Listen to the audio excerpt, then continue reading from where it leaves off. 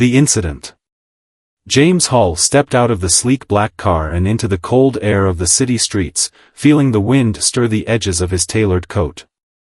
The Grand Hotel loomed before him, a towering edifice of polished glass and steel, reflecting the sunlight that bathed the city in an almost surreal glow. Its elegance spoke of the type of people who frequented its lavish interiors: business moguls, celebrities, influential leaders, individuals who operated in a world of power and privilege. James belonged to that world, at least in terms of his business success. As a prominent businessman and entrepreneur, he had earned his place among the elite. But his life had not come without its challenges. He had long been aware of the unspoken biases that often accompanied his success. Despite his wealth, his intellect, and his accomplishments, his skin color seemed to be the first thing people saw, a fact that could not be ignored or overlooked. He had often been forced to prove himself in spaces where others like him had never been invited. The world he occupied was one of subtle and not so subtle exclusions, where people like James were often expected to work twice as hard to gain the same respect afforded to others. The hotel before him was no different. James had been to such places countless times, but there was always that nagging sensation, an invisible weight in the air that he could not quite shake off. Taking a deep breath, he straightened his tie and began walking toward the front entrance. He was accustomed to the curious stares, the barely concealed whispers of the guests. But there was something different about the way the lobby felt today. It wasn't just the usual indifference, it was almost as if the air itself was thick with judgment. As he crossed the threshold of the hotel's front door, James couldn't help but feel the eyes of the staff on him, even though they quickly turned away as he entered. The marble floors gleamed under the midday sun, and the chandeliers overhead cast a golden glow over everything they touched. The space was stunning, no expense had been spared in its design. But James, with his finely tuned instincts, sensed something deeper beneath the polished surface of luxury. The receptionist, a young woman in her 20s with perfectly styled hair and a smile that seemed a bit too rehearsed, looked up as he approached the desk. Her eyes widened for a brief moment, and he caught the subtle hesitation in her movements as she shifted to greet him. Her smile never reached her eyes, and there was a certain chill in the way she addressed him. "Good afternoon, sir.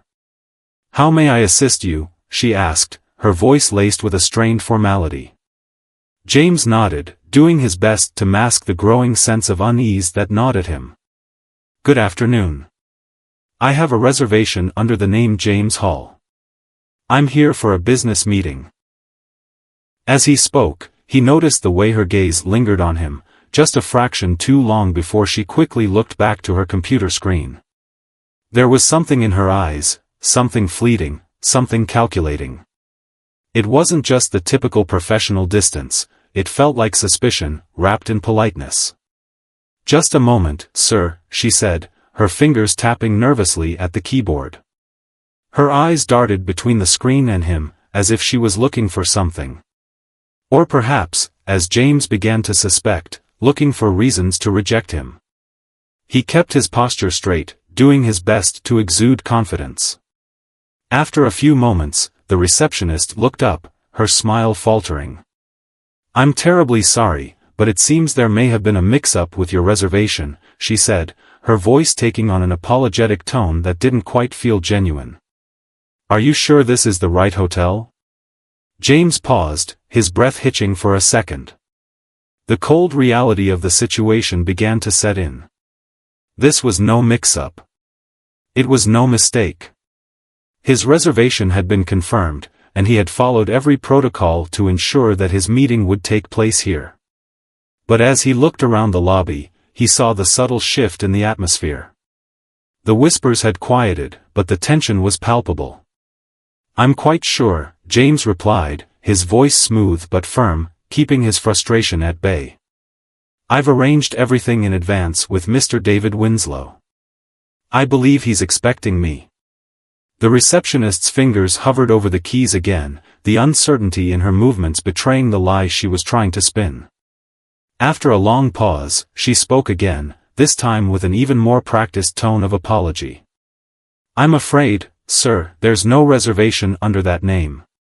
Perhaps you should check with the company that booked your room. James' pulse quickened. There was no mistake. He had a copy of his booking confirmation on his phone, and his name was clearly listed. He had known what kind of treatment he might face in spaces like this, but it had always been more subtle. This time, it was different. There was a deliberate effort to undermine him, to make him feel unwelcome. He stood there, silent for a moment, trying to process the situation. The receptionist's gaze flicked nervously to her supervisor, a man in his mid-40s with a well-maintained appearance, who had been standing nearby. The supervisor, noticing the growing tension, walked over to the counter with an air of indifference that only fueled James' rising anger. "Is there a problem here?" the supervisor asked, his tone sharp, his eyes scanning James briefly before turning to the receptionist. "Yes, sir," she replied, her voice faltering slightly. "There seems to be an issue with the reservation. Mr. Hall claims to have a booking, but I can't find any record of it." The supervisor turned his attention fully to James now, his eyes narrowing slightly as if sizing him up. There was no denying the shift in the atmosphere, the palpable discomfort that radiated from the desk staff as they nervously awaited his next move. "I'm afraid there's nothing I can do for you," the supervisor said flatly, his voice carrying a tone of finality that sent a chill down James' spine. "You'll need to leave the premises until the issue can be resolved." James felt the heat rise in his chest, a surge of anger mixed with disbelief. He had been prepared for setbacks, for challenges, but this? This was an outright rejection based on nothing but the color of his skin. The hotel, with its opulence and prestige, was making it clear that he did not belong here, no matter how successful he was. He opened his mouth to respond, to assert his rights, but as his gaze flicked around the room, he realized something. The guests in the lobby, the staff standing around him, they were all watching. And not with the kind of casual interest that one might expect at a hotel, but with something darker. Their eyes lingered on him, their curiosity turning into suspicion, their judgment thick in the air. He stood there for a moment longer, weighing his options. He could argue, he could demand to see a manager, but he knew deep down that it wouldn't matter. They would only continue to treat him like an outsider, like an inconvenience. James took a step back, swallowing the anger that threatened to spill over. "Fine," he said, his voice controlled but sharp. "I'll leave." The supervisor nodded dismissively. "Thank you for your understanding." As he walked out of the hotel, he could feel their eyes on his back, their whispers trailing behind him like a shadow. The stares didn't hurt as much as they once did. Instead, they fueled something inside him, something that burned with a quiet intensity. He knew this wasn't over. It wasn't the end of his journey, it was just the beginning. And in that moment, as he stepped back into the cool breeze of the outside world, he made a promise to himself. The world would soon learn what it meant to underestimate James Hall. And when they did, they would regret it. The return. The following morning, the hotel stood as tall and imposing as it had the day before, its grandeur unchanged by the events of the previous afternoon. However, James Hall was no longer the man who had walked out with his dignity bruised, but his spirit unbroken. Today, the situation would be very different. The people within these walls, who had underestimated him, would soon realize the magnitude of their mistake. James had made a decision, a swift and final one. He didn't just want to regain his rightful place in the business world, he wanted to teach a lesson. This hotel, with all its elegance and history, represented everything that was wrong with the prejudiced systems of society. The more he thought about the incident, the more he felt the weight of the injustice. It wasn't just about being thrown out. It was about the years of subtle, insidious racism that had followed him at every turn.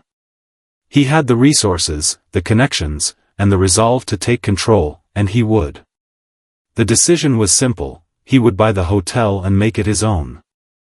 The ownership would be a message, a declaration that success was not determined by skin color but by talent, hard work, and integrity.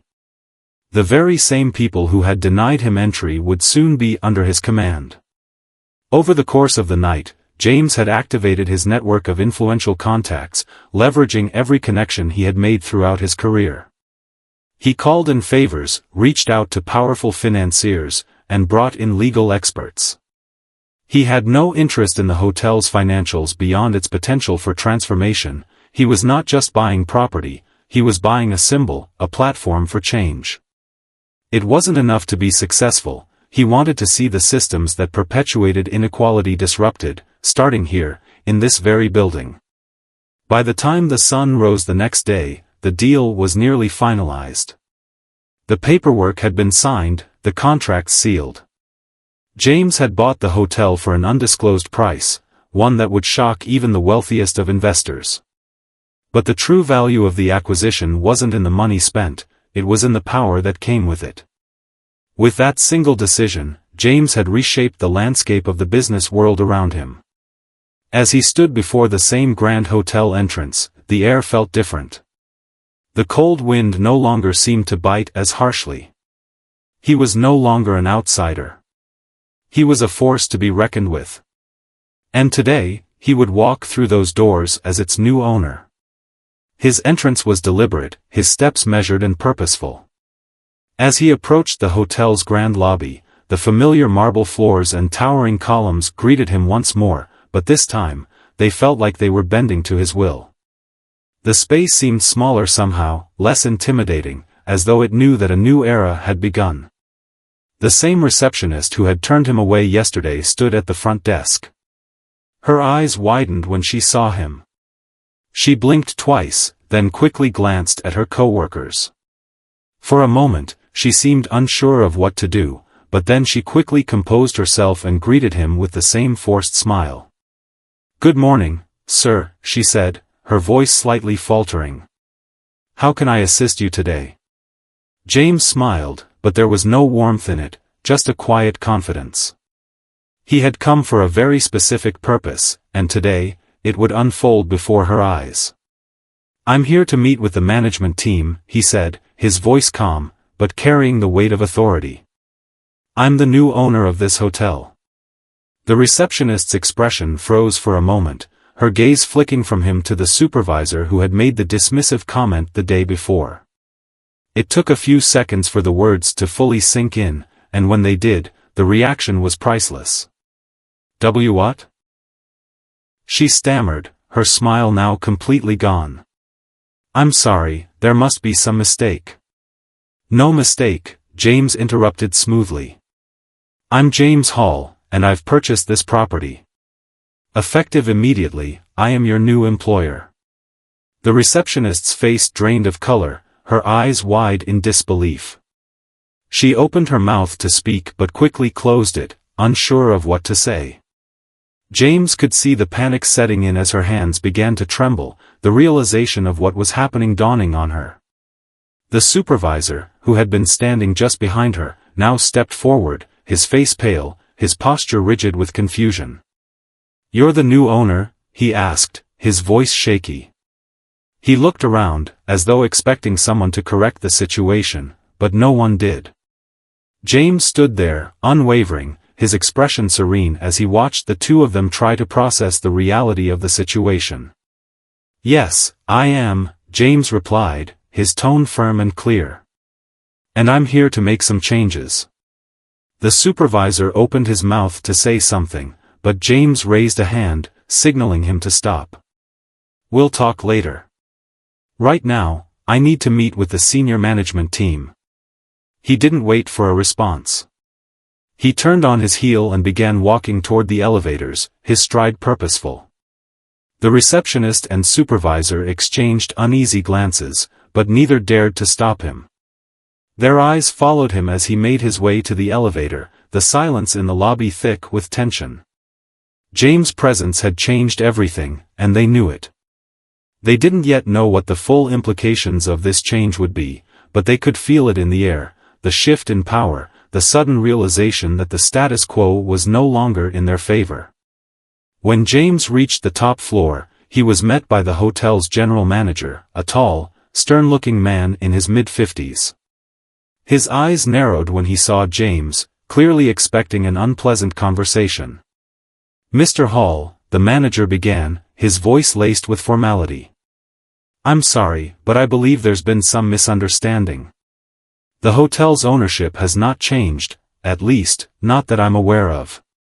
James smiled, a slight, knowing smile. "It hasn't changed yet. But it has now." The general manager's eyes flicked between James and the staff members who had followed him into the room, as if trying to piece together the puzzle. He cleared his throat, trying to regain his composure. "I'm not sure what's going on here, but if you'll just allow me to—" "No need to explain, Mr. Harris," James interrupted, his voice cool but decisive. "I've already taken care of everything. The deal is done." As the manager continued to protest, James took out his phone and showed him a copy of the purchase agreement. The general manager's eyes widened as he read the document, the words sinking in slowly, painfully. "This can't be right," Mr. Harris said in disbelief. "This is impossible." "How?" James didn't allow him to finish. "It's very possible. And now that I'm here, things are going to change. This hotel will operate with respect for every guest, every employee, and most importantly, every person who walks through these doors." The silence in the room was thick, broken only by the sound of James' voice. "I will not tolerate prejudice of any kind. If you think you can continue business as usual, you're gravely mistaken." James stood tall, his confidence filling the room like a palpable force. He looked around at the senior management team, all of them now aware of who he was and what he represented. "You will be expected to adhere to new standards," he continued, his eyes scanning each of them. "This hotel will operate with integrity, equality, and professionalism. If you cannot abide by that, then you will find yourselves replaced." There was a pause as the gravity of James' words settled into the room. The general manager, visibly shaken, cleared his throat. "Of course, Mr. Hall. We understand." But James wasn't done yet. "I'll be holding a meeting tomorrow morning to discuss the new direction this hotel will take. I expect all of you to be there, ready to answer questions and outline your roles under the new management structure. No more excuses. We start fresh today." As he turned to leave the room, James felt the weight of the moment. This was just the beginning. The real work was about to begin. But as he stepped out of the conference room, he couldn't help but feel a sense of satisfaction. The power had shifted. And this time, the world would know that he was no longer just a businessman, they would know him as a force for change. The unraveling. The days that followed James Hall's acquisition of the hotel were a whirlwind of activity. The transformation was swift, not just in terms of ownership, but in the entire operation and culture of the establishment.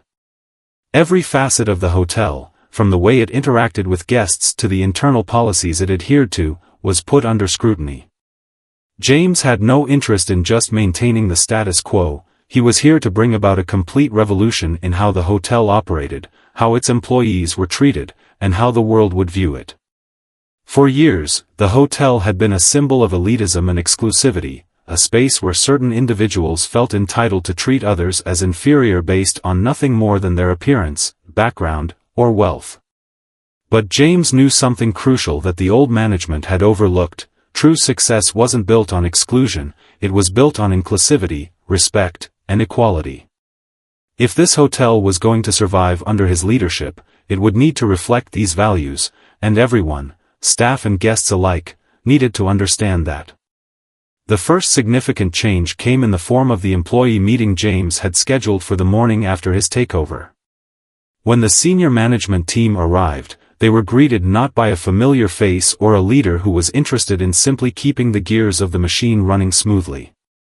They were met by James, who was ready to break the mold.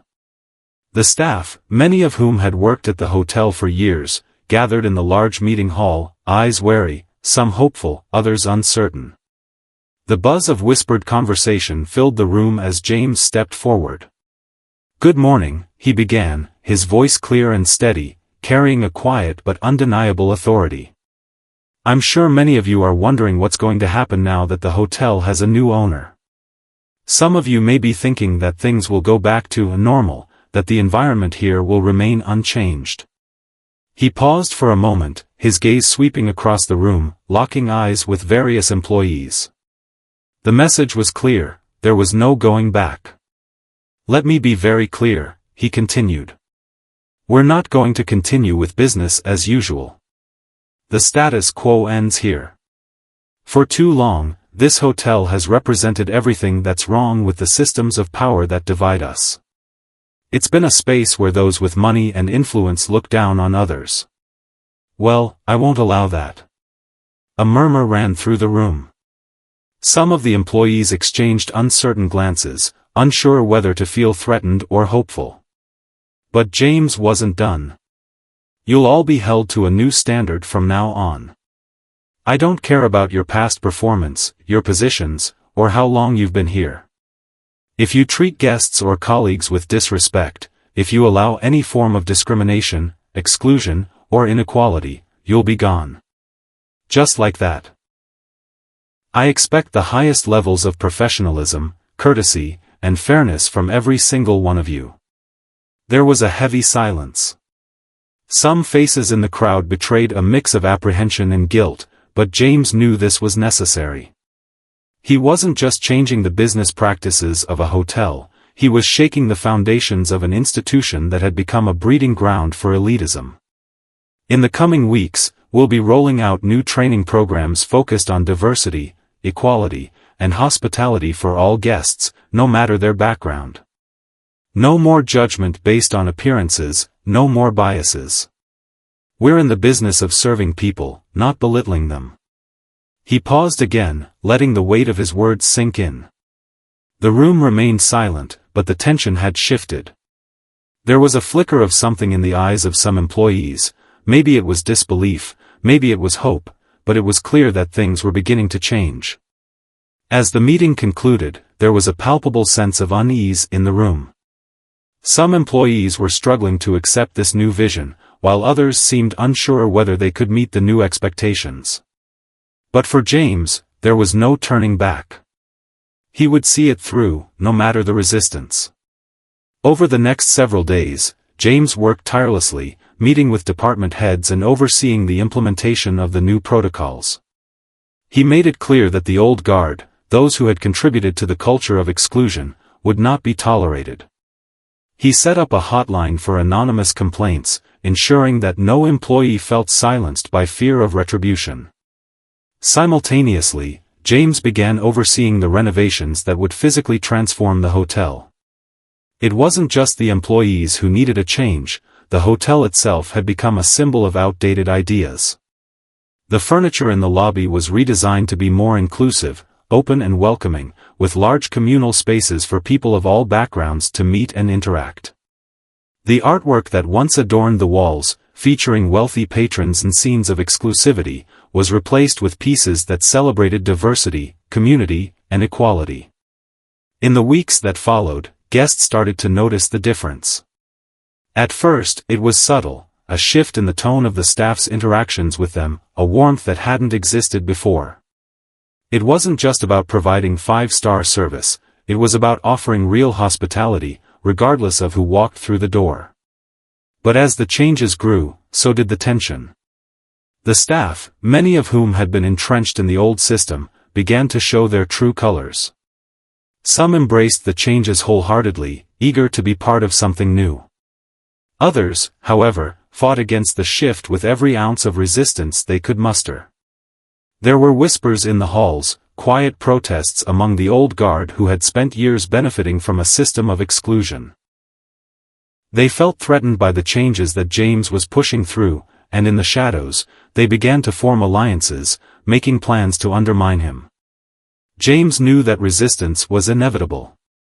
Change, especially of the magnitude he was attempting, would never come without backlash. But he also knew that his position was stronger than ever.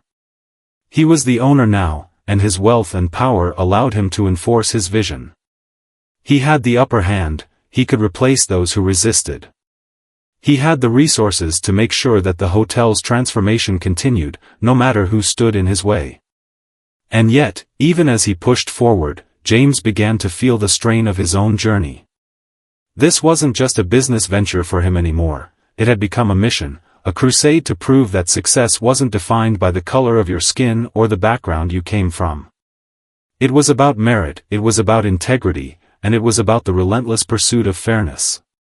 But the deeper James delved into this battle, the more he began to realize that this wasn't just a battle against the hotel's old systems, it was a battle against an entire societal mindset.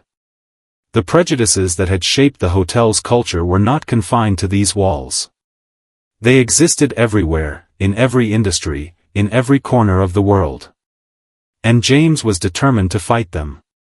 He found himself questioning everything, the compromises he had made in the past, the moments where he had accepted less than he deserved, where he had let the system dictate his worth. But now, with the hotel in his grasp, James knew he had the power to change more than just one business. He could change an entire system, if he played his cards right. As James watched the transformation unfold, he understood that this was only the beginning. The resistance from within the hotel was only the first wave. The battle ahead would be much larger, against the entrenched systems of power and inequality that existed beyond the hotel's walls. But James was ready. He wasn't just fighting for his place in this world, he was fighting for everyone who had ever been overlooked, disregarded, or made to feel less than they were. And in this fight, he would not back down the storm brewing. As the weeks turned into months, the transformation of the hotel under James Hall's leadership began to take shape. What had once been an exclusive haven for the rich and powerful, a space that perpetuated class divides and elitism, was now becoming a symbol of inclusivity, community, and equality. Guests who once saw the hotel as just a place to rest now found themselves part of something bigger, something more meaningful. Employees who had once worked in an atmosphere of fear and intimidation now felt a renewed sense of pride and ownership in their work. Yet, not everyone was pleased with these changes.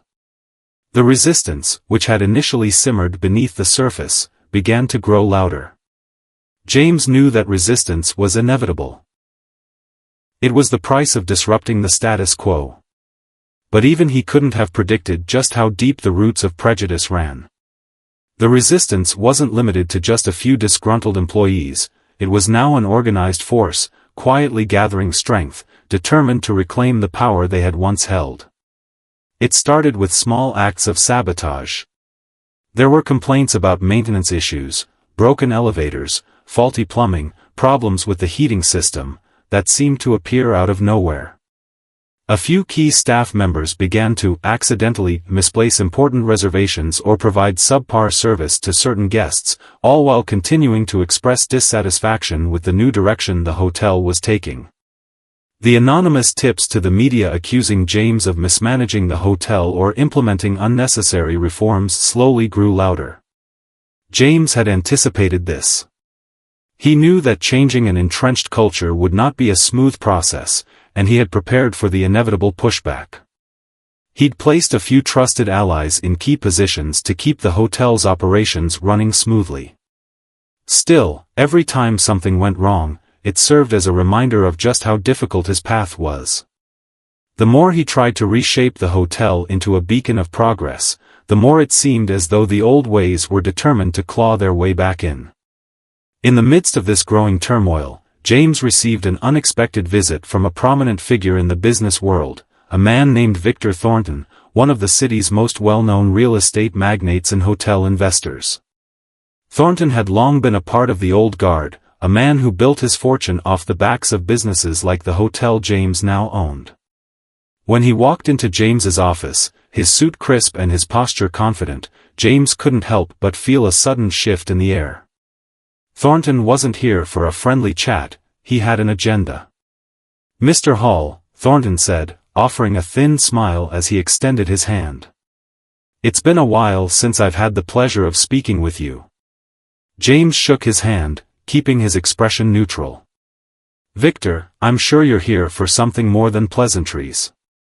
What can I do for you?" Thornton chuckled lightly, taking a seat without waiting for an invitation. Straight to the point, I see. I respect that. He looked around the office, his gaze lingering on the framed pictures of the hotel's new design concepts, the photographs that depicted the hotel's transformation under James's leadership. I'll be blunt. I've been watching what you've been doing with this place. And I'll be honest with you, I'm not impressed. James raised an eyebrow. Not impressed? That's right, Thornton replied, leaning forward, his eyes narrowing. This hotel has always been a symbol of what this city stands for: class, sophistication, exclusivity. You're turning it into something else. Something I don't think the city's elite is going to tolerate for long. James didn't flinch. He had heard this rhetoric before, this fear of change, of inclusivity, of leveling the playing field. It was the same argument he had faced throughout his career, the same defense of a system that only served to oppress and exclude. And what exactly is it you think I'm doing that's so wrong? James asked, his voice steady. Victor's smile was thin. I think you're making a huge mistake, James. You've got investors nervous, employees skittish, and the public, well, let's just say they're waiting to see if this new direction lasts. But the truth is, you're disrupting a system that's been in place for decades. That's not something you can just change overnight. James leaned back in his chair, his gaze unwavering. I'm not interested in maintaining a broken system. This hotel can still be successful, but it needs to reflect the values of today, not the values of a bygone era. The future isn't about elitism and exclusion. It's about giving everyone a chance to succeed. Thornton's eyes flickered with something, anger, perhaps, or disbelief. You really believe that? He asked, his tone shifting. You think you can just change things by throwing money at it, making the hotel look woke, for lack of a better word? James didn't hesitate. I'm not throwing money at anything. I'm creating a place where everyone is treated with respect. And that's the future, Victor. Either you adapt to it, or you're left behind. Victor's expression hardened. You'll regret this, he said, standing up abruptly. You don't have the power to change the world, James. You can try, but in the end, money talks. And I've got plenty of it. With that, he turned and walked out of the office, his footsteps echoing through the hallway. James watched him leave, his mind racing with the implications of what had just happened. Thornton wasn't just a businessman, he was a powerful player, someone whose influence stretched far beyond the hotel industry.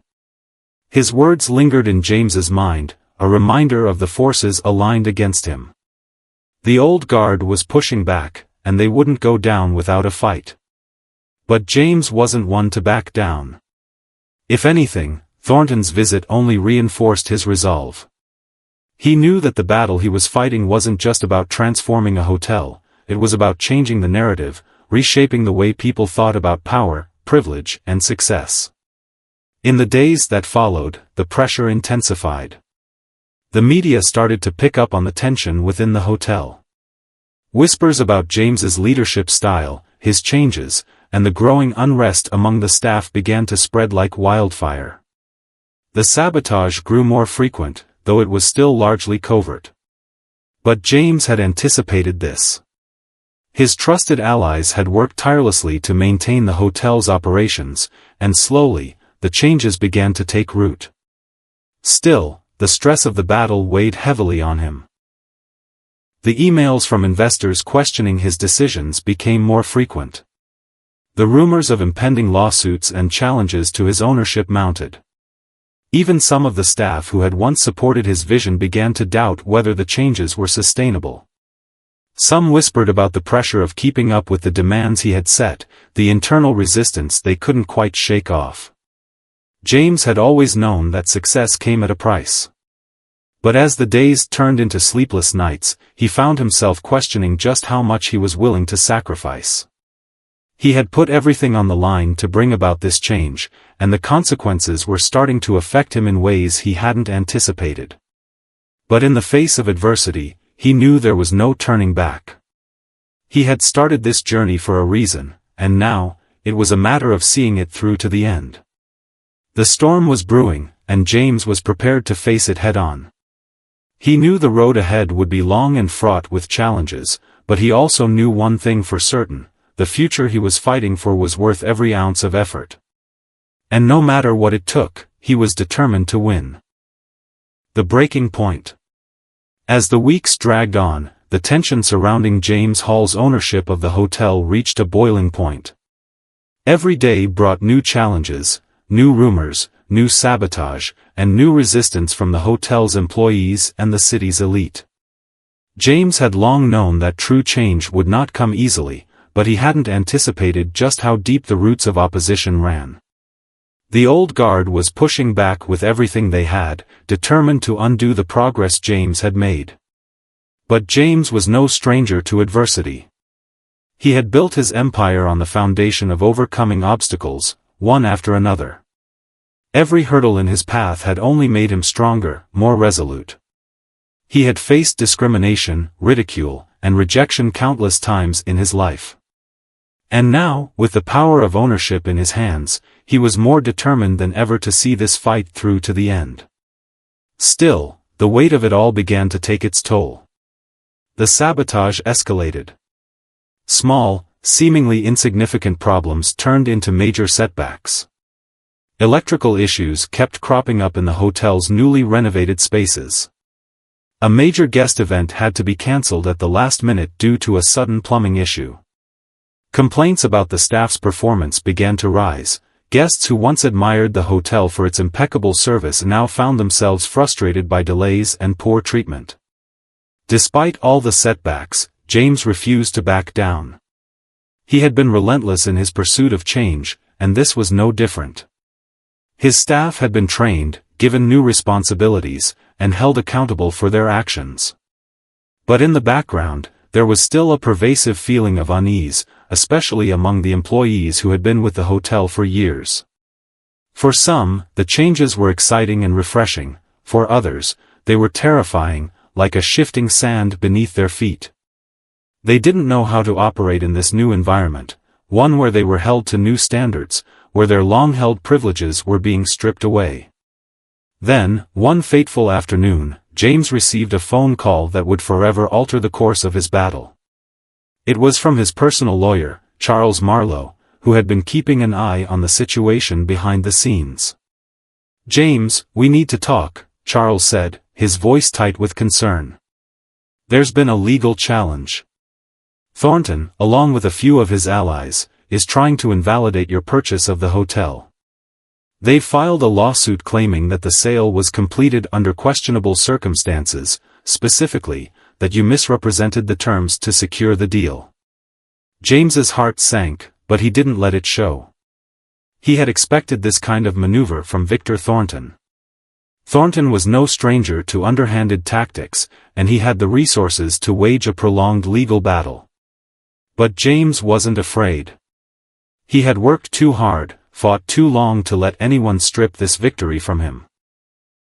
"I'm not backing down, Charles," James said firmly. "We'll fight this in court. I have the paperwork. I know the sale was above board."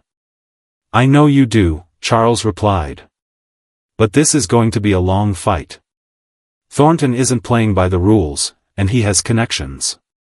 He's made it clear that he wants to take back control of this hotel, and he's using every weapon at his disposal to do so." James's thoughts raced as he considered the implications of this lawsuit. It wasn't just about the hotel, it was about his credibility, his integrity, and the future he was trying to build.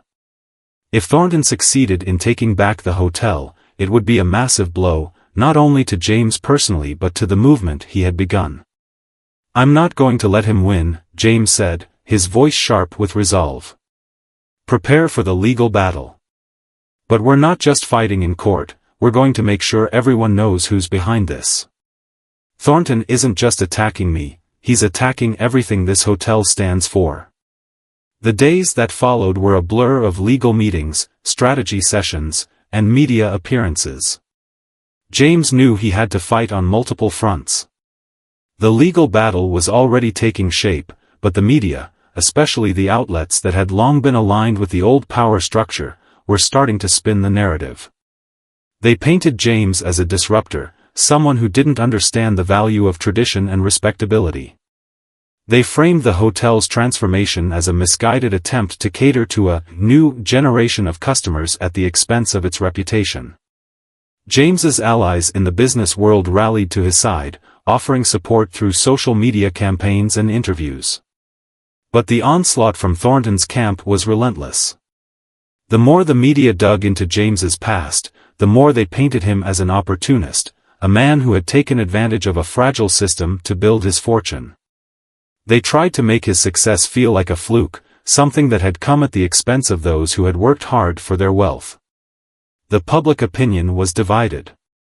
Some saw James as a hero, a man who was challenging an unfair system. Others saw him as a threat to the stability of the city's economy. The hotel, once a bastion of privilege and prestige, was now caught in the crossfire of a battle for control over the city's future. James knew that he couldn't fight this battle alone. He needed to consolidate his power, strengthen his alliances, and show the world that he wasn't going to be bullied by people who wanted to maintain the status quo. He began reaching out to other like-minded entrepreneurs, activists, and business leaders who shared his vision of equality and opportunity for all. Together, they could build a coalition that would not only support James but challenge the structures that had enabled men like Thornton to wield power unchecked. Meanwhile, inside the hotel, the resistance among the employees continued to fester. The tensions were palpable, and even the guests could sense the unease. Some staff members, especially those who had been part of the old regime, began to sabotage the new initiatives, refusing to adhere to the new policies. They would show up late to work, provide subpar service to the guests, and ignore the training that James had put in place. James knew that this was a critical moment. If he didn't act quickly, the hotel's reputation would continue to deteriorate, and all of his efforts would be in vain. He decided to take matters into his own hands. One evening, after the hotel had closed for the night, James walked through the halls, inspecting every floor, every corner. He wanted to see for himself how deep the damage ran. As he made his way through the luxurious lobby, he stopped at the bar where a few staff members were finishing their shift. The tension in the room was thick. No one greeted him, no one offered a polite smile. Instead, they whispered behind his back, barely concealing their disdain. "Is everything all right?" James asked, his voice steady but firm. One of the older bartenders, a man who had worked at the hotel for over 2 decades, looked up at him with a sneer. "Everything's fine, Mr. Hall," he said, his tone dripping with sarcasm. "Just another day in paradise, right?" James felt a surge of frustration rise within him, but he controlled it. "If things aren't fine, I need to know. You're part of this hotel's success. If you can't get on board with the changes, then maybe you shouldn't be here." The bartender didn't respond immediately. Instead, he exchanged a glance with his co-workers, a silent communication that James could not ignore. "I think you've made your point, Mr. Hall," the bartender finally said. "Maybe it's time you realize that not everyone agrees with your vision." James stood there for a moment, the weight of his responsibilities settling upon him. This wasn't just about the hotel, it was about creating a culture where people felt valued, regardless of their position. It was about fighting for fairness, not just in the workplace but in society as a whole.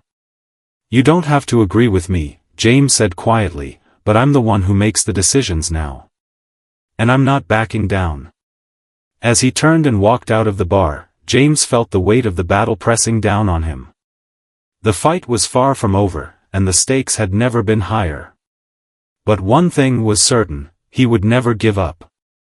He had come too far, fought too hard, and sacrificed too much to let this slip away. The storm was still raging, but James was ready. And no matter how long it took, he was determined to see it through. The reckoning. The weeks that followed James Hall's confrontation with the old guard at the hotel marked a turning point in the battle he had been fighting for months. The hotel was in chaos.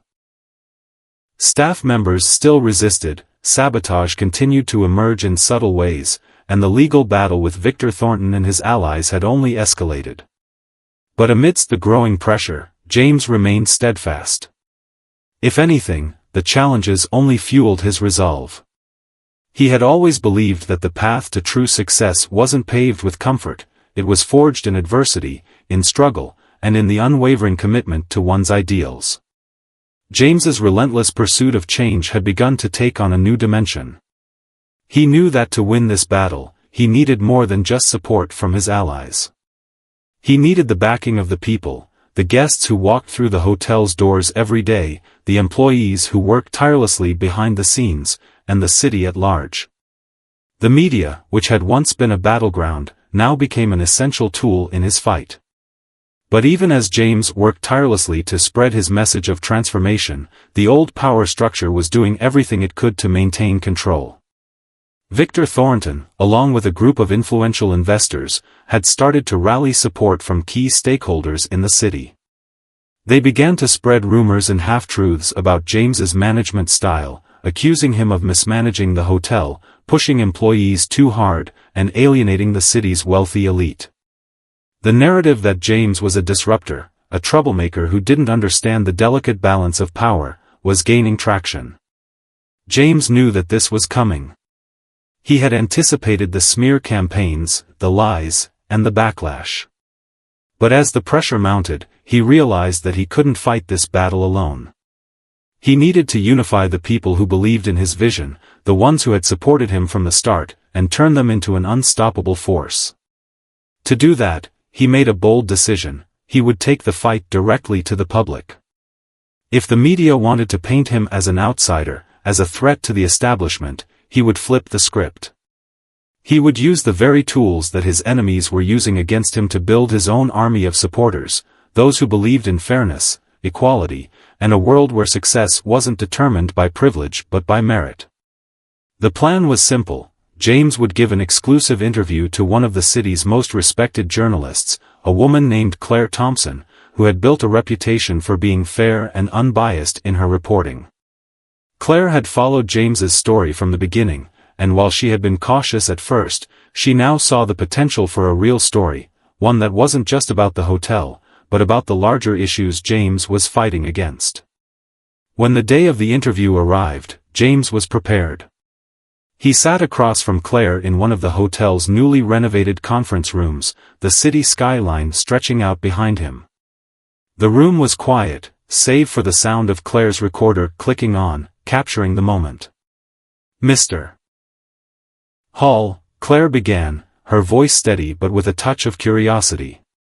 "You've certainly made waves since taking over this hotel. But there are many who still question whether you're the right person to lead such a prestigious institution. There are accusations that you've mismanaged the hotel, alienated staff, and even pushed the city's wealthy elite away. How do you respond to that?" James leaned forward, his hands resting on the table as he met her gaze. The weight of the situation was not lost on him. This was the moment where he could either prove that his vision was worth fighting for, or allow the system to crush him. His answer had to be decisive. "I understand that change is difficult," James began, his voice calm but filled with purpose. "But the truth is, this hotel, and this city, has been built on a foundation of exclusion.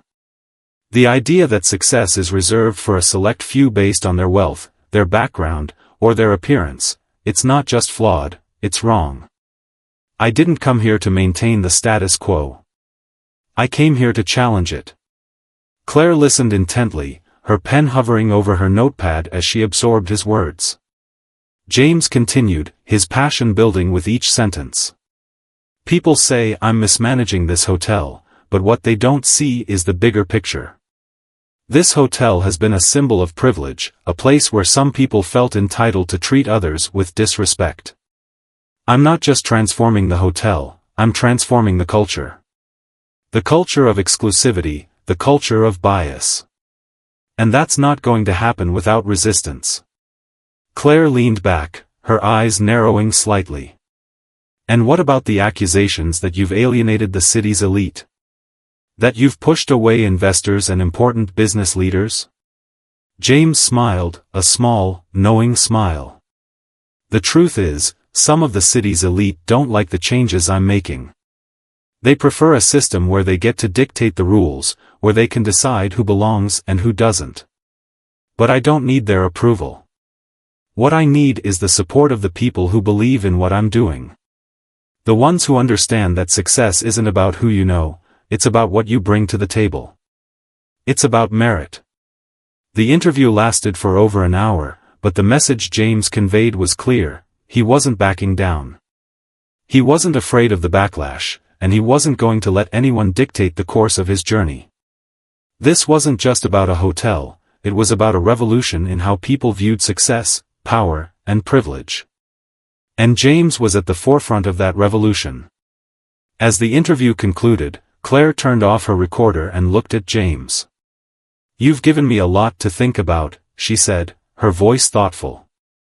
"But I have to ask, if this doesn't work out, if the resistance is too great, will you walk away?"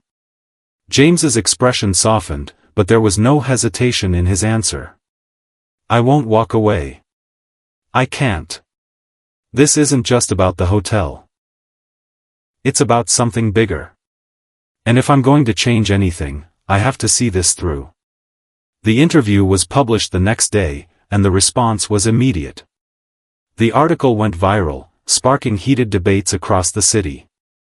Some people rallied behind James, praising his vision and determination. Others, particularly those who had benefited from the old system, denounced him as a troublemaker, a man who didn't understand the delicate balance of power.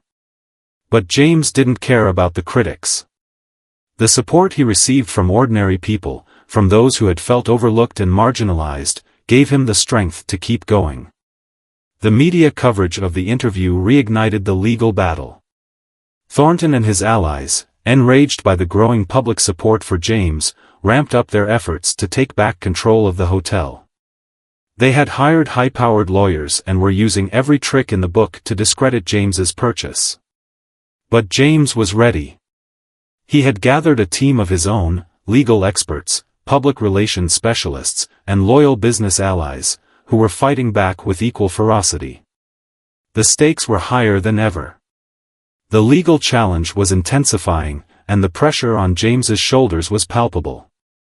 But for the first time in months, James felt a sense of clarity.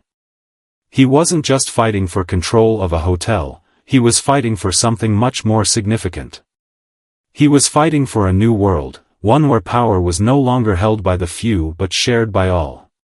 The final showdown was coming, both in the courtroom and in the public eye. And James knew that no matter the outcome, he had already won. The world was watching, and the seeds of change had already been planted. The fight wasn't just about this hotel, it was about the future, a future where everyone had a chance to succeed, regardless of their background.